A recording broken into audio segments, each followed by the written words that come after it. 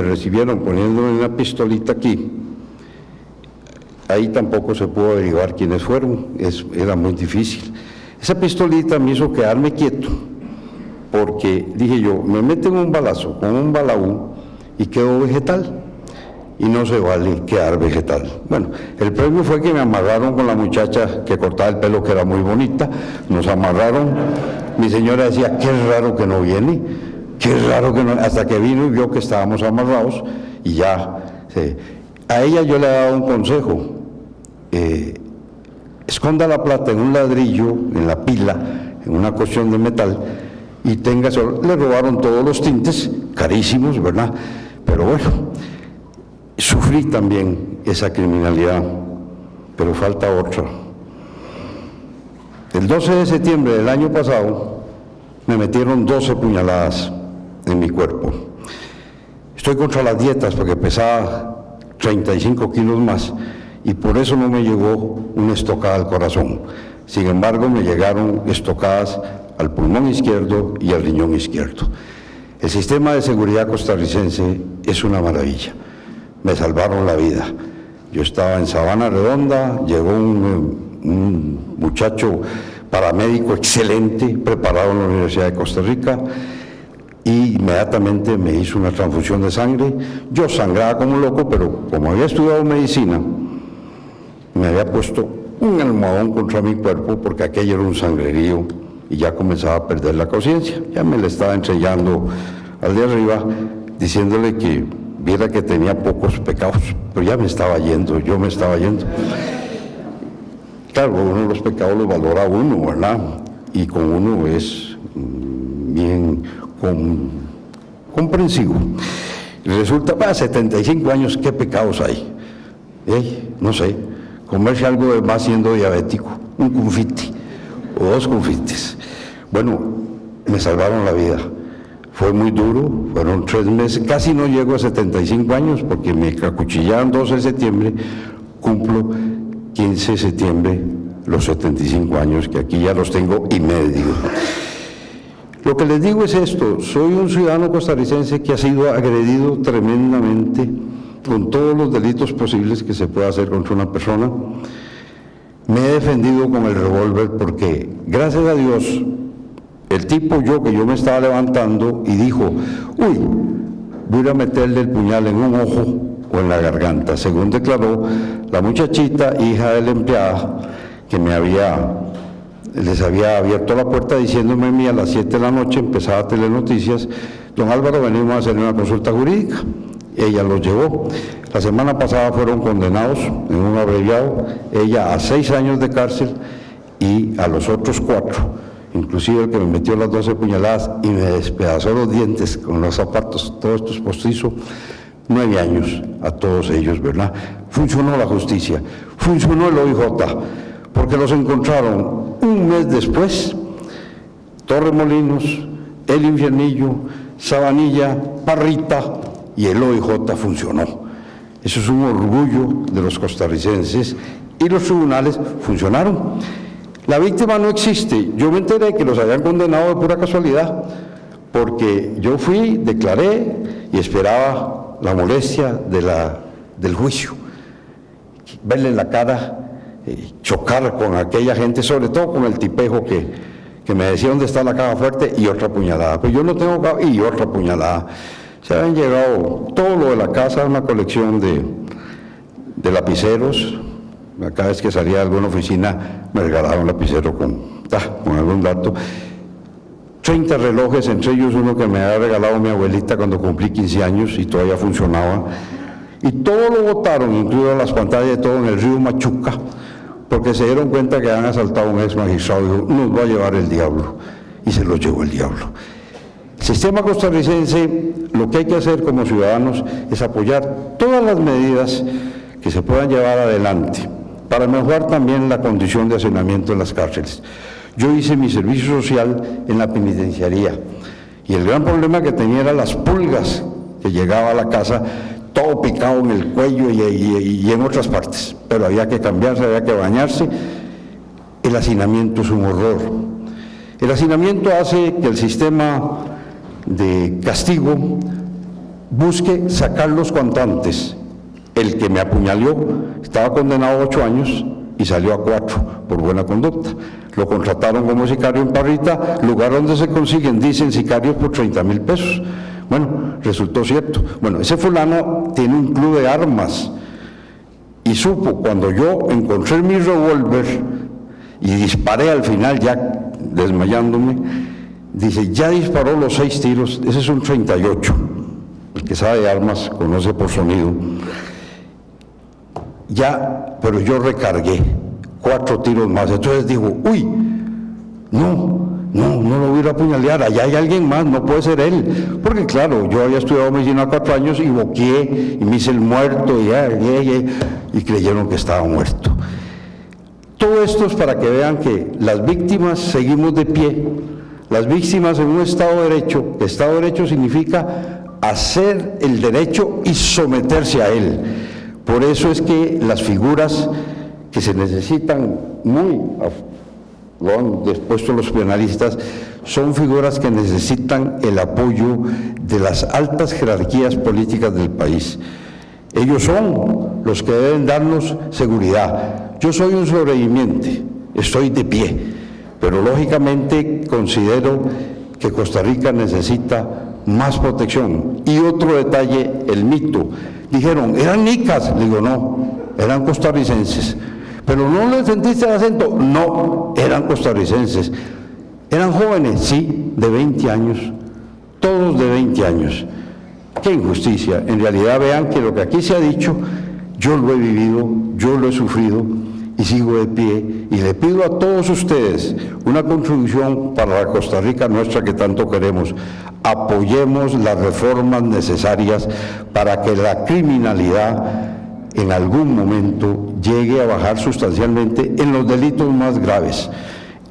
A mí, porque lo que no les conté de último fue que tenían un revólver, me lo pusieron en la cabeza y se encasquilló y botaron el arma, no les sirvió de nada.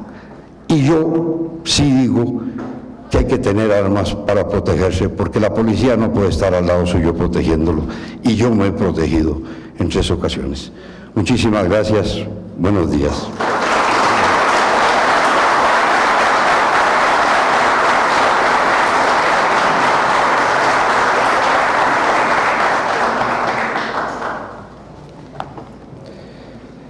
Bueno, de nuevo, reiterar el agradecimiento a don Álvaro Fernández, quien nos da una visión distinta del mismo problema. La criminalidad efectivamente tiene el rostro humano y generalmente la vemos en las víctimas. Nos deja sin palabras todas las actividades, todas las veces que ha sido víctima de algún delito y la gravedad de estos delitos. Realmente nos motiva a formar parte de la respuesta y nos insta a que desde nuestra propia trinchera reaccionemos en este combate, en este proceso de mejora del Estado Nacional Costarricense y de respeto por la política criminal. De seguido vamos a escuchar al diputado Marco Vinicio Redondo. Don Marco Vinicio es administrador de empresas, graduado de la Universidad Estatal a Distancia, se ha desempeñado como presidente de Microsys S.A., profesor del Instituto de Formación y Capacitación Municipal y Desarrollo Comunal, que es auspiciado por la UNED, FOMUDE y FAM, alcalde municipal de Oleamunio, ha sido miembro representante de juntas directivas, asociaciones de desarrollo integral, entre otros, y sus áreas de interés como diputado de la República son gobiernos locales y seguridad ciudadana. Don Marco.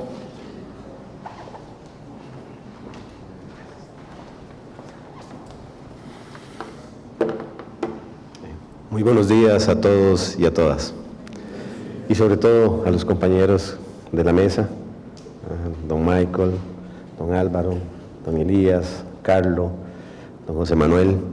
Para mí es un honor contar con la presencia de ellos y por la calidad de expositores tal como lo pudimos ver, pero nada es perfecto, también tenemos que estar los políticos en este tipo de cosas.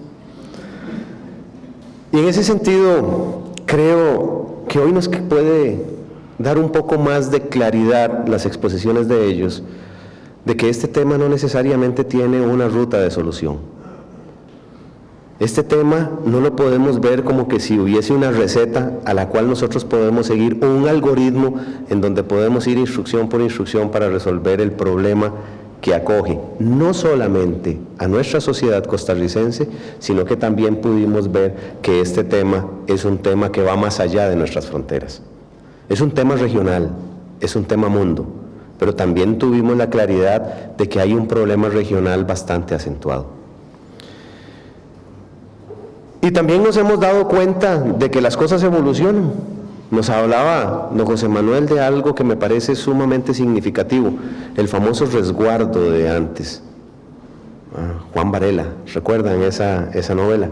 En donde nos hablaban justamente de todas aquellas peripecias que se vivían en el campo y que se agravaban cuando se entraban en las actividades delictivas de aquella época, que era justamente el producir el guaro de contrabando. ¿Y ahora en cuántas comunidades no lo tenemos?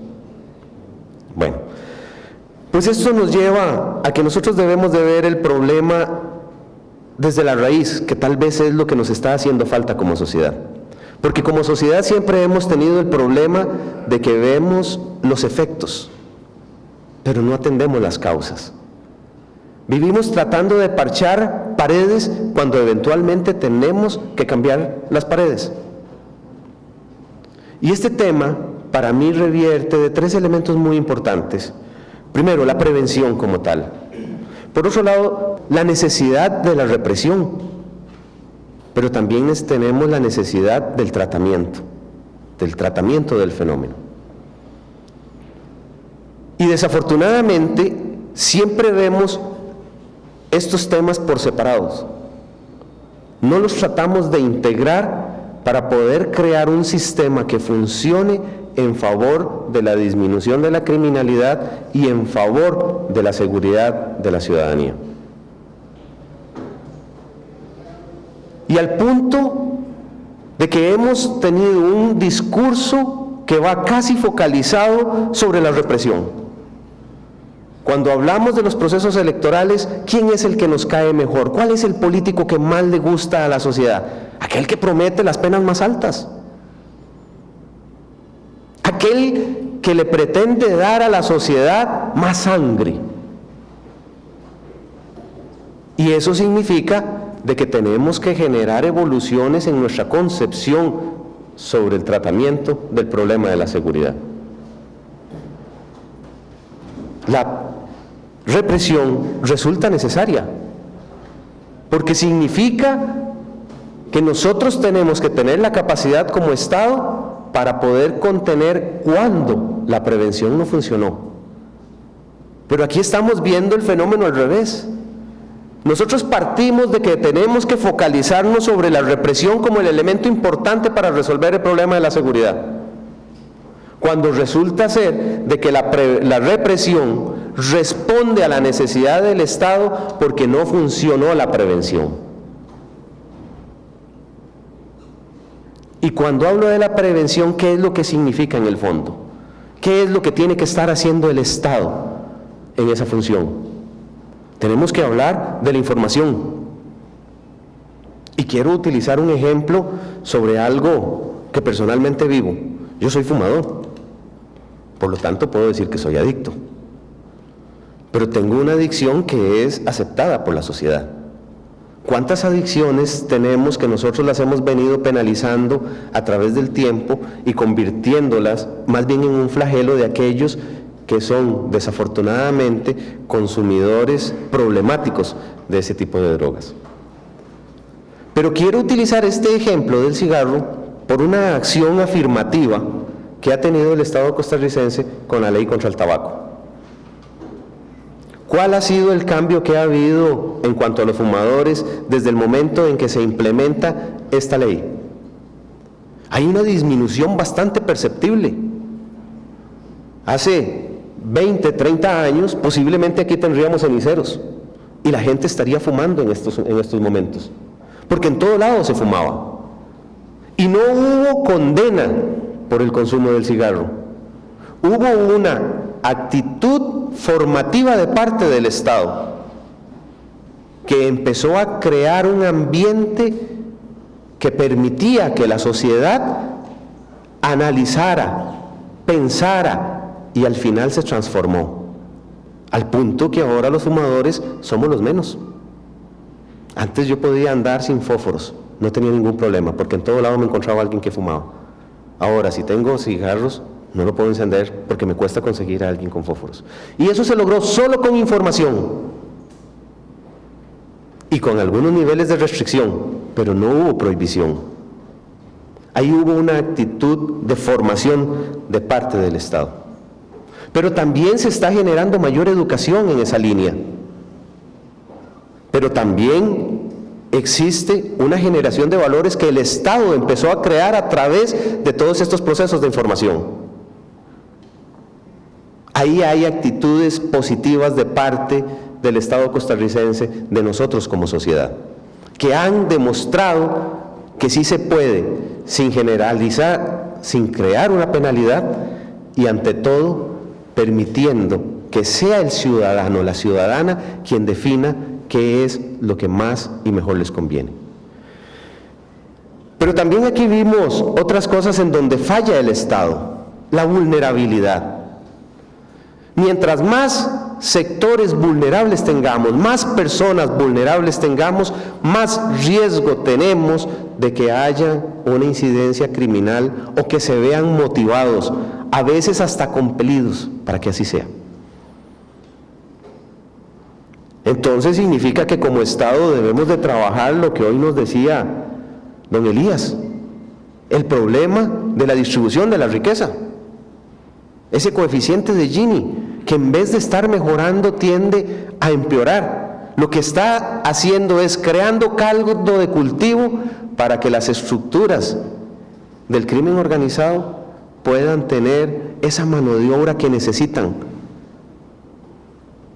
en donde, producto de esa falta de acción del Estado, esa incapacidad del Estado de ser un actor legítimo en su territorio, lo que estamos haciendo es dándole a estas estructuras el capital humano necesario para poder mantener sus operaciones. Pero también tenemos otro gran reto que le corresponde al Estado mismo, el tratamiento. Detrás de esto tenemos que pensar en las personas. Hoy don Álvaro nos hablaba del hacinamiento que se genera en las cárceles. ¿Qué ganamos nosotros con meter a una persona 20 o 30 años a una cárcel? ¿Es esa la solución al final para los problemas de la criminalidad? Cuando resulta ser de que si el Estado no tiene esa capacidad para poder mejorar las condiciones de los ciudadanos, habrá otro que estará en posición para ser utilizado por estas estructuras, porque a ellos no les interesa el que está en la cárcel. Les interesa el que está afuera y que pueden llevar a sus estructuras. Así podremos llegar a tener cada día poblaciones más grandes, hacinadas, desafortunadamente, violándoles sus derechos, pero no estamos resolviendo el problema. ¿Cuántas de esas personas se vieron obligadas a delinquir? ¿Y cuántas veces falló el Estado en esa generación de oportunidades para que esa persona no tuviera que verse obligada o propensa a cometer ese delito? Y ahí es donde también debemos de pensar en la persona, en el individuo. ¿Cuántos de los que están dentro de estos procesos no son ya víctimas? Por ejemplo, los famosos robots, los que solamente trabajan para las estructuras para consumir, porque no hay quien les dé la atención para poderlos sacar de ese consumo problemático y darle la esperanza de que hay una vida diferente. En otras palabras, el Estado todavía sigue fallando. Pero también sigue fallando porque nosotros como sociedad hemos estado condenando a priori, porque simplemente es más sencillo tratar de ver a otro respondiendo por lo que nosotros no hemos tenido la capacidad de resolver como sociedad, a otro metido en la cárcel. Eso como que eso nos quisiera limpiar ese cargo de conciencia. Pero el problema es de que esto sigue siendo creciente y poco a poco esta tendencia va a ir llegando a cubrir más estratos de la sociedad y que al final nosotros nos vamos a dar cuenta a través de nuestras familias, a través de nuestros allegados, de que el asunto está creciendo de manera vertiginosa y que puede ir cercenando nuestra sociedad. Pero aquí también tenemos el gran reto de la aplicación de la justicia. Cuando hablo de la aplicación de la justicia, hemos visto hasta el momento el concepto delito y pena, porque eso es lo que la gente quiere ver. Si alguien cometió el delito, pena, y mientras más grande mejor, cuando en el centro de esos dos términos hay una persona. Y entonces significa que tenemos que cambiar esa mentalidad. Tenemos que aprender a ver las condiciones en las cuales se dio el delito y por qué esa persona cometió ese delito y cuál es la posibilidad del Estado para que esa persona, en vez de que lo enviemos a una cárcel a convertirse en un estudiante más de la escuela del crimen, lo podamos reinsertar dentro de la sociedad a través de un proceso de resocialización, a través de mayores oportunidades y que pueda convertirse en un ciudadano igual que todos nosotros, con todos los derechos y con todas las expectativas. ¿Cuántas veces pensamos en eso y cuántas veces piensa la sociedad en que puede hacer esto?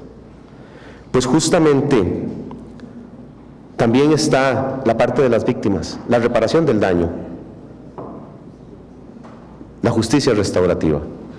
En otras palabras, porque el tiempo es corto y creo que ya más bien estoy excediéndome de él, y es mucho lo que podemos decir, pero también de nada sirve lo que nosotros hoy estemos exponiendo si no tenemos como ciudadanos y ciudadanas una disposición para ver este tema en el fondo, tratando de eliminar todos los estigmas que hay alrededor de esto y ver la causa, no solamente los efectos, pero ante todo, si no tenemos la disposición de tratar de exigir ese cambio a través de quienes de una u otra manera cumplimos alguna función en el manejo del Estado, no habremos mejorado como sociedad.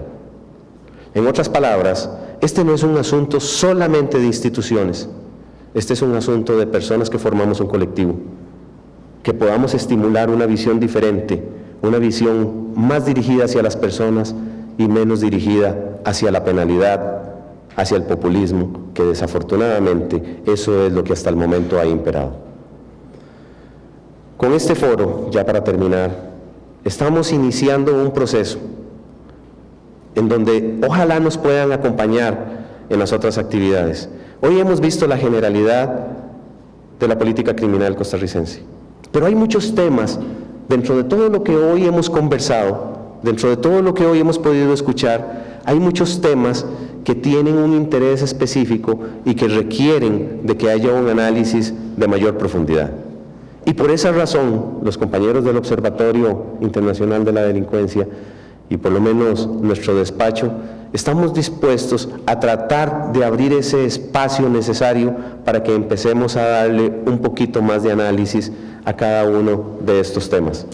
Ojalá nos puedan seguir acompañando, pero también ojalá que podamos ser parte a través de esta plataforma, haciendo comentarios, haciendo observaciones, para que podamos enriquecerlo. Porque reitero, como cuando inicié mi presentación, resolver este tema no tiene recetas. Tenemos que construirlas, porque nuestra sociedad es dinámica y nuestra sociedad merece que se considere de manera personal la transformación y el cambio que se necesita. Y por esa razón es necesario de que todos tengamos la disposición de participar de una u otra manera. Muchísimas gracias y vamos para adelante. No dejemos de analizar esto de forma objetiva, porque Costa Rica merece mejores condiciones y está en manos de toda la ciudadanía. Muchas gracias.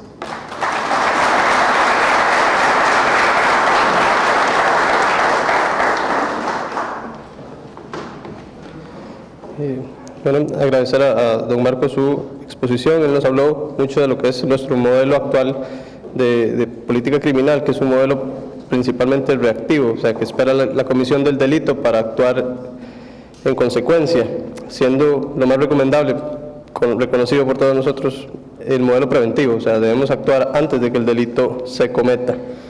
Adicionalmente nos habló de la responsabilidad que tenemos todos nosotros de participar en este proceso, en consecuencia con muchos de los otros panelistas, y cómo este tema de la atención reactiva se convierte en una bola de nieve, ¿verdad? Este modelo que se empieza siendo un problema pequeño, pero posteriormente se va agrandando, y podría decir básicamente, para agregar, que son diversas bolas de nieve en temas económicos, en temas sociales, en temas de la pobreza.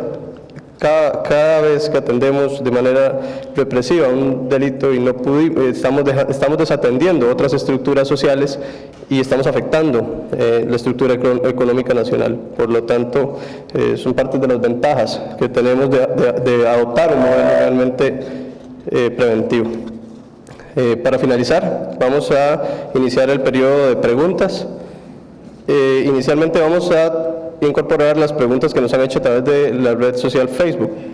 Don Víctor Armando Brenes nos consultaba sobre cómo es que la política criminal se circunscribe en los diferentes sectores sociales, en las diferentes instituciones, cómo es que la política criminal reacciona y se incorpora a la sociedad. Bueno, muchos de los panelistas hablaban de cómo es que se va institucionalizando la norma y cómo es que debemos saber si la visión país se está incorporando dentro de cada una de las medidas que adoptan las instituciones. Esa pregunta me pareció, digamos que aclarada en el momento que se formuló. Don Deitel, aquí presente, nos consultaba sobre cómo incorporar, cómo atender desde las estructuras de educación general, cómo promover la política criminal desde las escuelas, desde los centros de enseñanza de manera temprana. No sé si alguno de los panelistas quiere hacer un comentario en relación a esto. La pregunta no era dirigida a ninguno. ¿No? Ok. Bueno, básicamente una pregunta muy similar nos hizo Nelson Tinoco sobre qué propuestas, específicamente preguntado por una propuesta política para atender el tema de la educación. Es básicamente la misma pregunta que el comentario de don Deitel. Vamos a pasar a las preguntas del foro. Inicialmente, quien guste hacer una pregunta, por favor, levantar la mano, indicar a quién y se le estará entregando un micrófono para que realice su pregunta. Claro.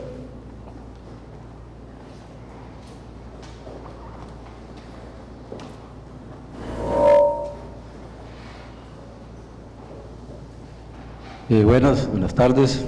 Mi nombre es Gerardo González Tiffer. Yo tengo dos preguntas, no sé si las puedo hacer las dos o solo una. Una a don Elías y la otra es para Michael. La don Elías es sobre el asunto del sistema penitenciario de Costa Rica.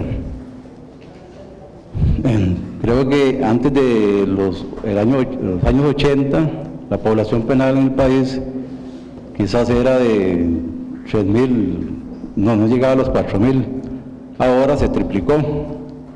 Entonces, en ese entonces la delincuencia era una delincuencia común, o sea, de bajo perfil de estudios. Ahora todo eso ha variado. Entonces yo la pregunta es si usted cree que el programa de adaptación social se ha quedado corto, ha fallado o ha estado incompleto por la reincidencia que se da y que aún se mantiene la reincidencia, porque el programa incluye únicamente al preso mientras está a la orden de adaptación social. Cuando sale a la sociedad no encuentra tal vez ubicación para reinsertarse a la sociedad, porque el programa tal vez no abarca ya fuera de adaptación. Entonces, al salir del centro ya sale con la marca, sale marcado que a la sociedad les asusta con solo que les diga vengo de estar preso. Entonces ya no logra colocarse. Entonces es sí está fallando adaptación en esa parte de completar el programa ya fuera de lo que es esta adaptación social. Y para don Michael, ¿verdad? Para don Michael, de las estadísticas que estábamos viendo, hablábamos de, vemos las estadísticas sobre los delitos que se dan y cómo han aumentado. Yo le pregunto si, digamos, ustedes tienen o han visto o han pensado en sacar la información. Si, bueno, primero, Costa Rica es un corredor del trasiego de droga. A estas alturas, si en Costa Rica ya parte de esa droga se está quedando en el país para consumo, y después ese alto grado de criminalidad, si se debe o en qué porcentaje al trasiego de drogas o al lavado de dinero. Y después, como hablamos de la delincuencia común, ahora ya desde la era de las computadoras, pues eso se amplió, y tal vez ahora los intelectuales más bien han reclutado al delincuente común. Entonces, si ustedes estadísticamente tienen cuáles profesiones están involucradas o cuáles son las que más están involucradas dentro de esta criminalidad, por ejemplo, profesiones, abogados, contadores, todo eso ahí, que estén ocupando porcentaje de criminalidad. Muchas gracias.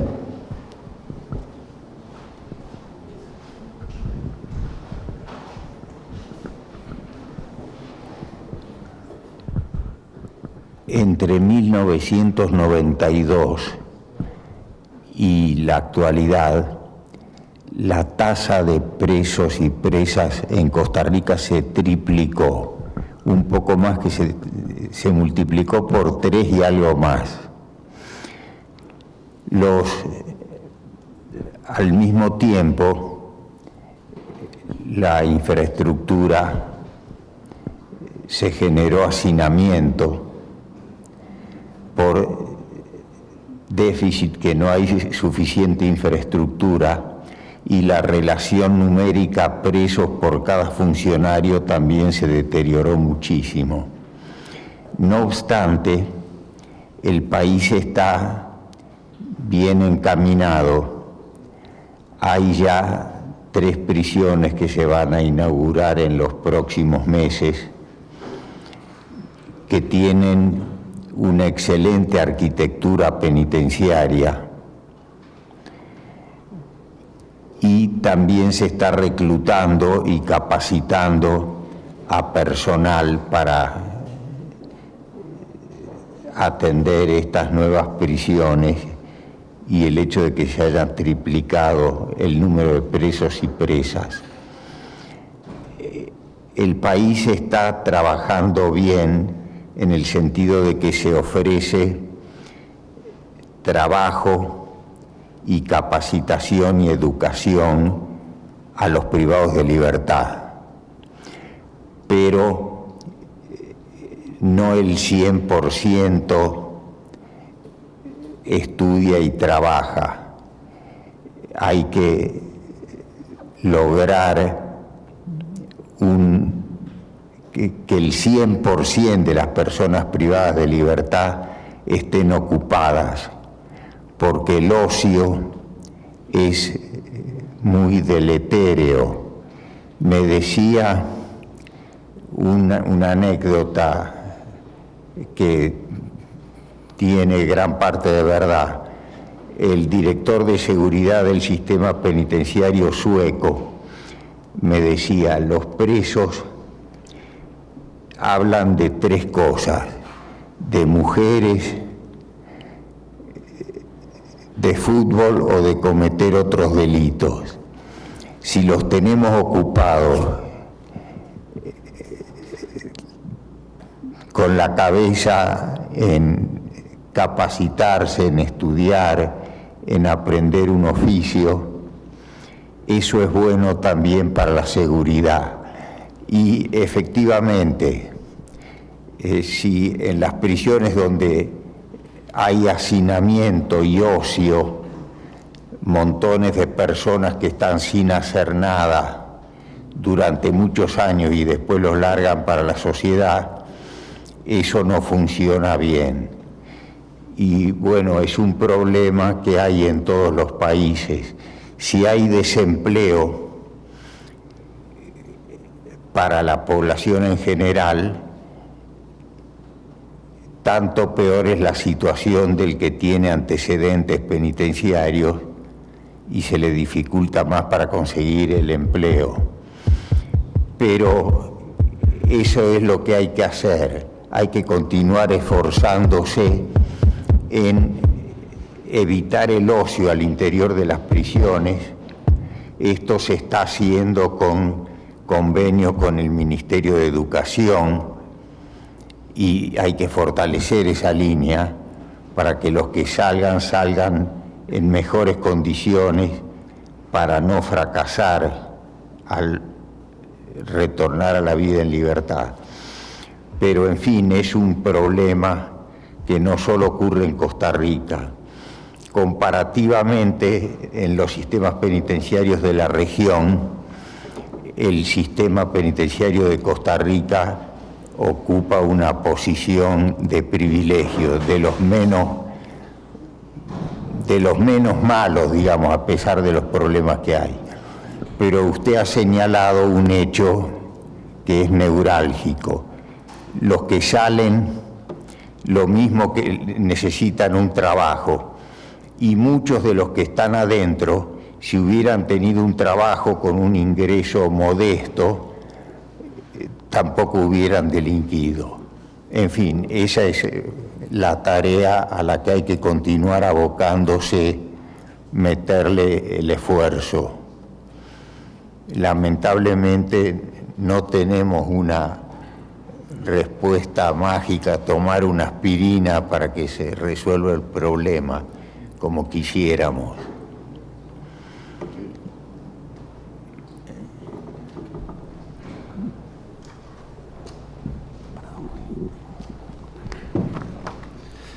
Muy bien, tres puntos. El tema de las organizaciones criminales del sur del continente, su objetivo final es llevar droga al norte, porque obviamente, lo que les decía, si un kilo de cocaína en Costa Rica vale $7.000, en los países de origen 600 a $1.200, en los países de destinos podría valer hasta $35.000. Cuando van a lijos grandes, y depende del alijo, cuando hablamos de 200 kilos a una tonelada, el destino es el final. No le digo que no hayan quedado algunas porciones pequeñas de drogas en el país de kilo de origen de pasta base. Sin embargo, lo hemos visto en dos líneas diferentes. Una es la droga que va en alijos grandes, como le decía, hacia el norte del continente, y otra es la línea del consumo nacional, es decir, alijos más pequeños de 20 o 30 kilos de cocaína para el consumo. Pero le repito, también hemos visto casos donde esos alijos grandes, por alguna circunstancia, alguna movilización, se ha pagado droga con droga, pero más bien son alijos pequeños. El tema del perfil nosotros hacemos perfil de víctima y victimario, por grupo etario, por profesión, por domicilio, provincia, cantón, distrito, etcétera. Lo vemos en una línea, depende del delito, así es la profesión del delincuente. En los delitos funcionales, pues sin duda alguna van a haber algún tipo de perfil en el tema de alguna profesión, pero en el tema de la generalidad, los victimarios son personas muy jóvenes, entre los 19 y 30 años, que no tienen una profesión definida en términos generales. Pero si lo agrupamos por delito específico, pues ahí podríamos ver, sobre todo en los funcionales, que hay algún tipo de profesionalización. Y en el tema del lavado, que era lo tercero que usted consultaba, lo cierto es que tenemos que ser muy claros. La efectividad respecto al tema no es la mejor. Ya hemos visto y tenemos que analizar los fenómenos regionales, y aquí hablemos de toda Latinoamérica, en cuáles son las estrategias para luchar contra el lavado, y ahí es donde la ley de extinción de dominio, que aunque pareciera una moda, lo cierto es que ha resultado efectiva, donde la carga de la prueba se revierte hacia la persona cuestionada. Entonces, creemos que esa es una línea, creemos que es una línea, no necesariamente la única y la más efectiva. En algunos otros países ha funcionado. Lo cierto es que el problema del lavado de dinero en Costa Rica es evidente, es serio, es complejo, y pues la efectividad no ha sido la mejor, pero créame que estamos trabajando en eso, en capacitarnos más, en entender más el fenómeno y en proponer algún tipo de legislación que podría ser más efectiva en el tema. Muchas gracias a don Michael y a don Elías por sus respuestas. Tenemos espacio para una pregunta más. Ok. Ahora.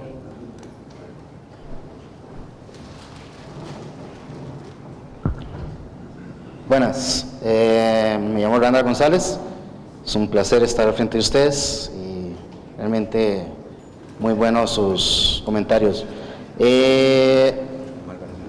Lo que yo quisiera saber es, venimos de hace mucho tiempo sabiendo de que los problemas de homicidio, drogas y todo, como lo estaban explicando ustedes, más que todo es de la parte juvenil, ¿verdad?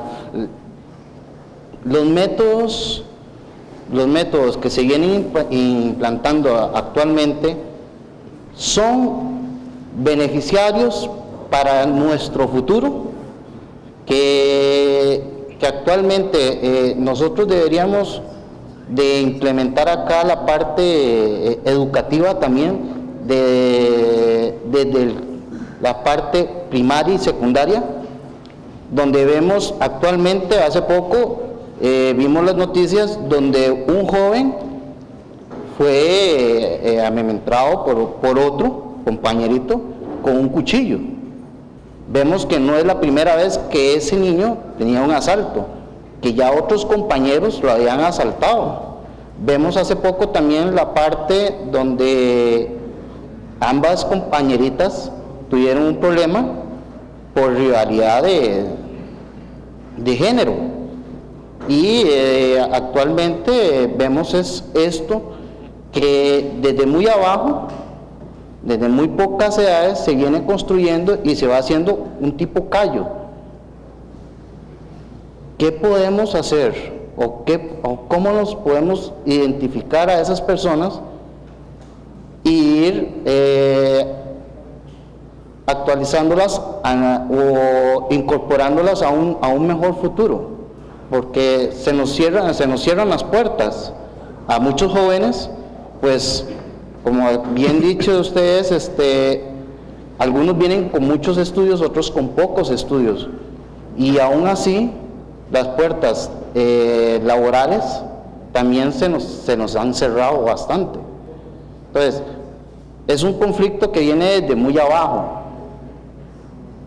que en realidad podemos, o qué nos dan en el análisis para a estos mismos problemas que tenemos, porque nos están acabando desde muy abajo hasta la actualidad.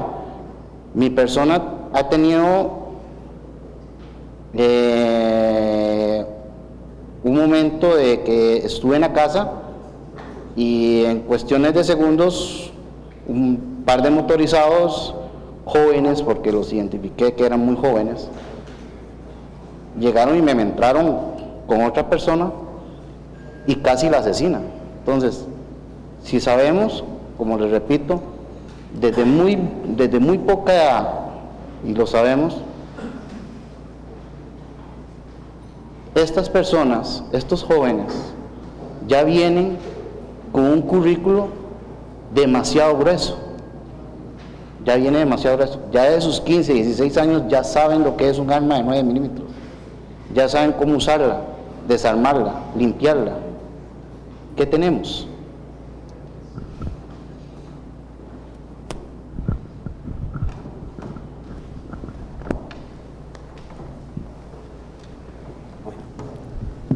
Esto es un gran reto. Es un gran reto porque inclusive si nosotros no actuamos como Estado, nosotros corremos el riesgo de un Estado paralelo, un poder fáctico. ¿Y qué quiero decir con esto? Nosotros decimos que en Costa Rica no tenemos pena de muerte. ¿Es cierto eso o no? Sí hay pena de muerte. Todo este incremento de homicidios que se está dando es la muestra de que sí existe pena de muerte, pero no en el Estado de Derecho, sino en el Estado fáctico creado por la evolución de la criminalidad hacia el crimen organizado y crimen organizado transnacional. Eso significa de que, como lo decía don José Manuel, desde el punto de vista de políticas públicas, tiene que incluirse como elemento fundamental el abordaje integral del problema de la seguridad, que pasa por justamente la articulación de todas las otras funciones del Estado para mejorar las condiciones de la ciudadanía, para disminuir esa vulnerabilidad. Y eso es parte también de los retos que tenemos como ciudadanos. Como ciudadanos podemos exigir. ¿Quiénes son los que generan al final la política pública? No son los que nosotros elegimos cada 4 años. No son los que hoy estamos representándoles de una u otra manera. Pues justamente esa es una de las formas en que nosotros como ciudadanos podemos contribuir, en exigir de que haya claridad a la hora de determinar cuál va a ser el rumbo en esta materia.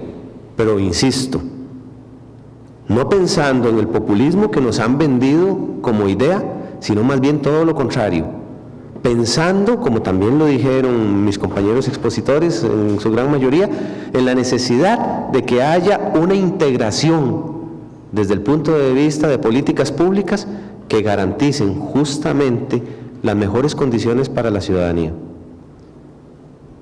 Esa distribución cada vez más inequitativa es lo que nos va a estar llevando a esta problemática.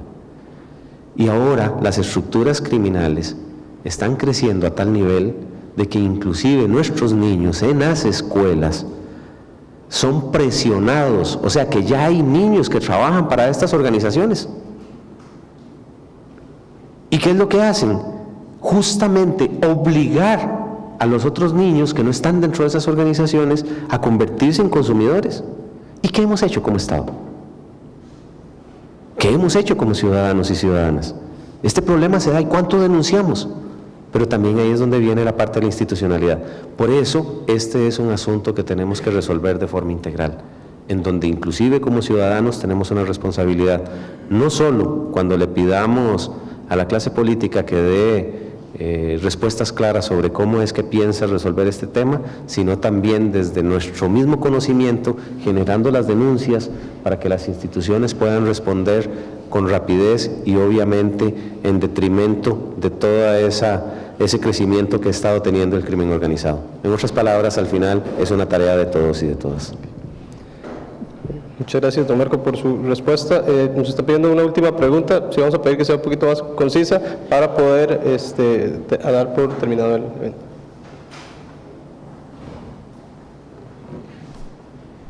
Muy buenas, mi nombre es Gerardo Brenes Montoya, vengo aquí en calidad de ciudadano, también he tenido oportunidad en el tema de seguridad privada. Básicamente, en lugar de una pregunta, es agradecerle la oportunidad al licenciado Gerardo Castañ por la invitación y quería solicitarles, digamos, la posibilidad de obtener las filminas que muchos de los expositores en esta cátedra, agradecerle a cada uno de ustedes la oportunidad. Esto se debe de difundir a lo largo y ancho de nuestra patria. Por ahí que venía caminando ahora vi al pie de una estatua que hay aquí cerca, don Pepe Figueres, que dice que pensando como costarricenses y pensando en las grandes mayorías que cobije este tema de seguridad, a todos y cada uno de los costarricenses, ya es tiempo de que los políticos dejen de estarnos ofreciendo en su plan de gobierno una receta de cocina, que en realidad eso es, una receta de cocina cada 4 años y eso no se vale. Además de agradecerle uno sabe que el crimen organizado